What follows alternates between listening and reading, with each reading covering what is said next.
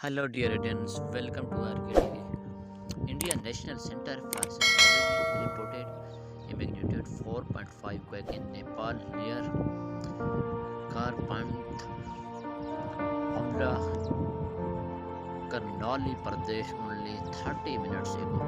The earthquake hit in the afternoon on Saturday, March 19, 2022 at 4 p.m. local time.